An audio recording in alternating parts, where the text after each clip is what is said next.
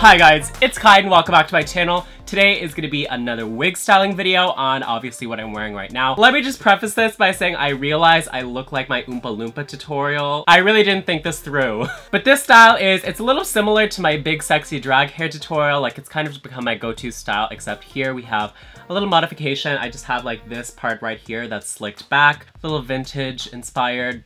Then again, do I really know what I'm talking about? I don't know. This gorgeous green wig, which I'm still getting used to, I look like a mix between like a goth chick and a head of broccoli. It's from Powder Room D. I'll link it down below if you're interested. But if you want to see how I styled this hair, then just keep watching. Alright guys, so this is the wig we are starting with. You might recognize it from my previous vid, which was just about tweezing and plucking your hairline, if you want to check that out. So the first thing I'm going to do with this hair is curl it, which if it comes already kind of curly is not fully necessary, but this comes straight. So I'm going to curl it with my wire mesh rollers, and I'll do that kind of in time lapse.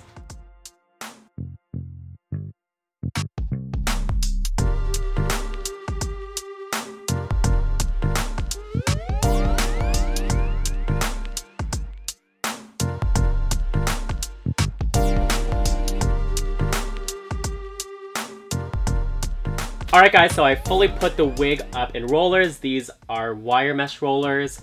I always get questions about these. I'll put a link in the description if I can. I think they're just like an inch in diameter. But this is what somewhat your wig should look like by now. Now I'm gonna set these in place with some hot steam. So I have the steam going on underneath the bag so that the purpose of the bag is to keep the heat as close as possible to the wig head without escaping. And I'm gonna keep it like this for like 4 or 5 minutes, and then I'll let this dry overnight. Or you can also take a blow dryer and put it on hot air right underneath this bag so that it's also going around the wig to dry it. And the process of steaming the hair while it's in the curlers and also letting it dry in place will change the hair from straight to curly. 20 minutes later. Okay, so now that the hair had enough time to dry, I sped the process up with a blow dryer, but you can also just let it dry overnight. I am gonna let the hair out of the curlers and we're gonna start teasing it.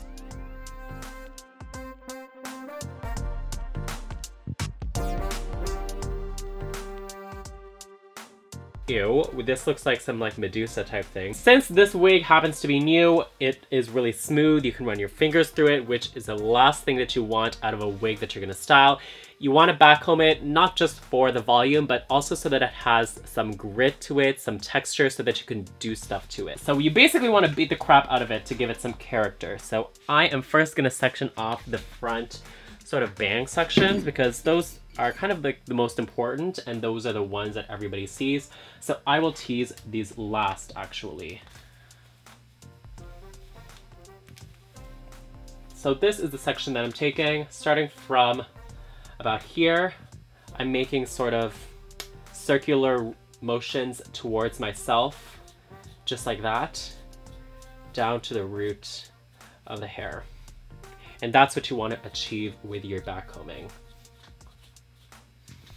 And if the hair stands up by itself, that's exactly what you want. Now the idea behind teasing is always to create sort of this ball of fluff right at the roots. And I find that the circular wrist motion really helps with that, because what you don't want to do is just make the hair all ratty like this. What you want to create is sort of this cloud. And that is what's going to give that cushion to the hair that will give it the height. Like it's sort of like we're creating air pockets in the hair, and that is what makes it look so big. It's also important to take a section that's really wide so that it really responds to the brush, but really flat so that there's not that much hair in it. Like I'll show you, like I'm not going to take a section that's just sort of like a circle, like cylindrical. I'm going to take a section that is a little bit flatter and a little bit wider. Like this. See? That's the kind of section you want to take, and the teasing is a lot more effective, I find.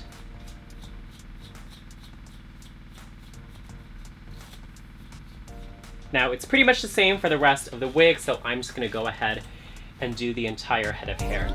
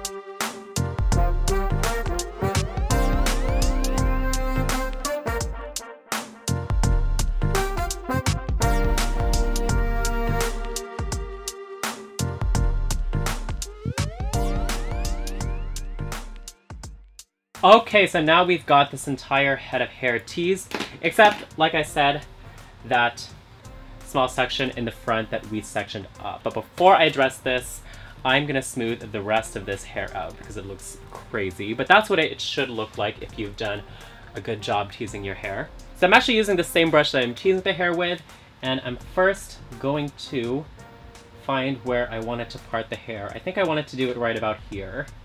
So I'm gonna split that up as much as I can and brush away from it on both sides. Now, if you feel the hair kind of getting too flat for your liking, you can always just tease it back up and add some more backcombing to the roots of it, which is what I would like to do right here. But then you want to smooth it out. I kind of place my hand down at the base as an anchor so that when I smooth the rest of it from here to the tip, it's not pulling at the base, because the base is that cushion that we need for the lift and the volumes. So while I have my hand down there, I'm doing this. So it already kind of looks smoother, you see. Now on this side, I'm going to be doing the same.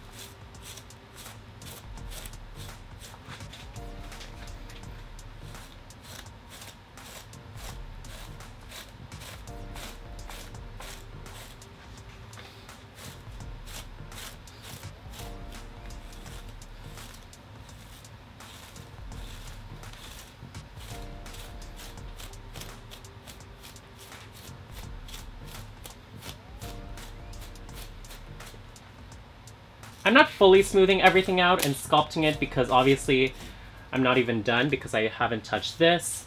I'm just smoothing the majority of it so that it's not this huge fur ball anymore and that I can see what's going on. So now this is what we've got to work with. Now I'm going to work on this front section.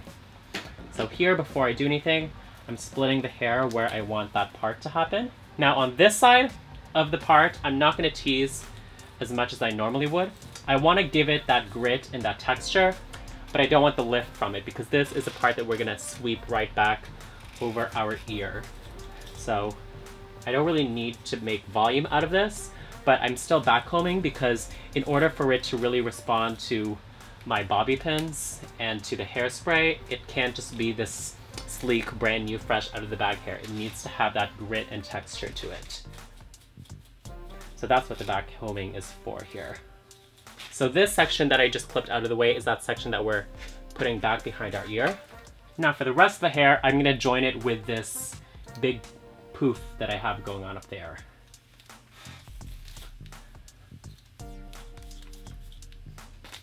So I'm just teasing to the base. So I am just gonna now smooth it. And I'm just brushing away from the hairline, out like that, anchoring it with my hands. So now that I have the height that I like, I'm really being gentle with it so I don't deflate it anymore. Using my hand as a guide to tell me where I've already brushed out, so that where I place my hand, I only brush from there down. Once I like the way it is, like you can see this still isn't fully really sturdy, but once I can kind of sculpt it to the way that I like it, I'm gonna use my clips to hold it in place.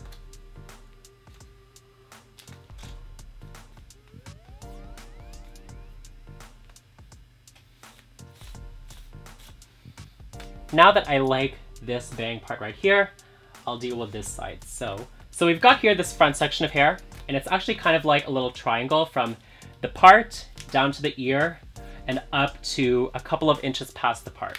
So that's the front section that I have right here. And then I've got another little section of hair up here right behind it. And what's gonna happen is I'm gonna take this and then I'm gonna place it back this way and then use this top hair to cover it. So that's what's gonna create that slicked back look right there. So in order to do that, you wanna fully brush this out right here so that it looks nice and smooth.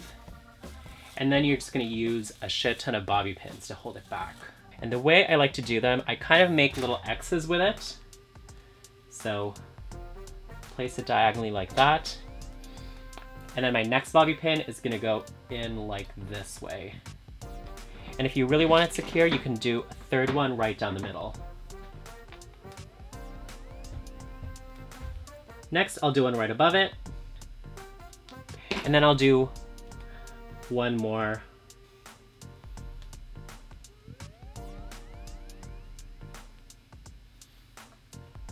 All right. And then I'm just gonna hairspray that in place. And then the top part that we meant to have hiding it, we can let down. And you see that just hides it nice and beautifully. So we can just brush it out, blend it with the rest of the hair down here. Now that I see this, I kind of want to pull back this hair right here too. Looks weird right there. So let's pull that back as well. That looks a lot better. People always ask me what to do with the ends when they get a little bit frizzy, and they can get frizzy because the teasing that happened up there has been brushed all the way down to the ends. All I do is I take my brush. I know it's a different brush. It's just a little wig brush. All you have to do is just brush the ends, just nice and smooth. And I brush them into my hands. I find that sort of helps a little bit. And then that's sort of the last finishing touch I'll do to this wig.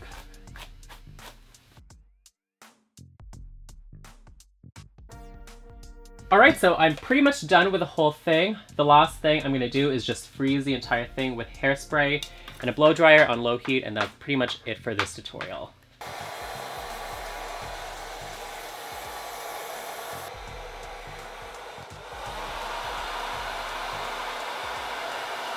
Alright, so this is how the finished hair turned out. You can wear it like this, or you can kind of like off the shoulder, as if this is like two hairstyles. It's literally just moving one piece of hair. But this is kind of like a moment. It's very Hollywood, Jessica Rabbit, except like me.